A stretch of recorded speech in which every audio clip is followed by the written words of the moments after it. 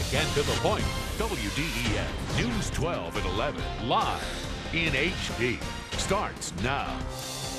Good evening on this cold, chilly Saturday evening. I'm James Mahon. With a deadline looming for the Affordable Health Care Act, City Councilman Chris Anderson is facing his own ultimatum, a recall in his district less than a year into his term. This afternoon, Anderson was out in the Alton Park community to spread the word on the ACA deadline while staying visible to his constituents. WDEF News 12's Web Right has more in tonight's top local story. While the current deadline to start the process is set for Monday night, another extension has not been ruled out. We could see a major shake-up of Tennessee's nearly 60-year-old annexation law soon. In a News 12 update, the Senate passed a bill yesterday allowing you to vote on whether or not you want to be annexed. But the bill still has to pass the House next week. Professional lobbyists have been working against this bill, like the Tennessee Municipal League. Some people say it won't allow cities to grow, but the two state leaders who helped draft the bill disagree. This bill never had a professional lobbyist working for it. It was always driven by individual citizens speaking out and essentially having their voice heard.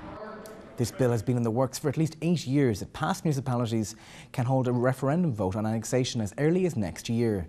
A popular Red Bank high school teacher is out of a job. Now there is public mudslinging over whether she was forced to resign or if she left to prevent a second suspension.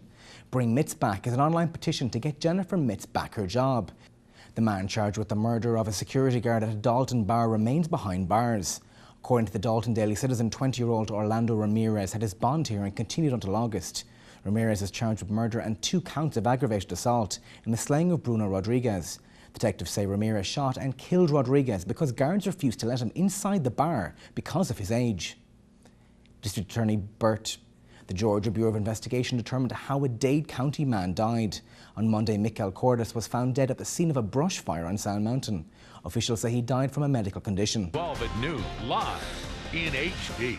Starts now. Good afternoon, I'm James Mahon. Thank you for joining us. There's a briefing going on right now in Washington State. That's the site of a deadly mudslide. Officials will be discussing the fate of the missing. Terry Okita has the latest as we cover the nation.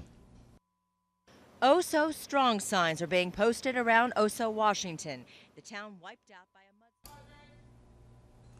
Still to come here on WDF News 12 at noon, Chip will have one complete weekend forecast. One of the first companies to locate at Chattanooga's Centre South Riverport is closing part of its operations and laying off 30 people.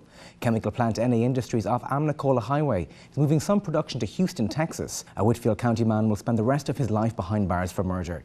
Judge Cindy Morris sentenced 23-year-old Jonathan Durden to life without parole. Durden stood trial in the stabbing death of 29-year-old Ricky Grice in Rocky Face.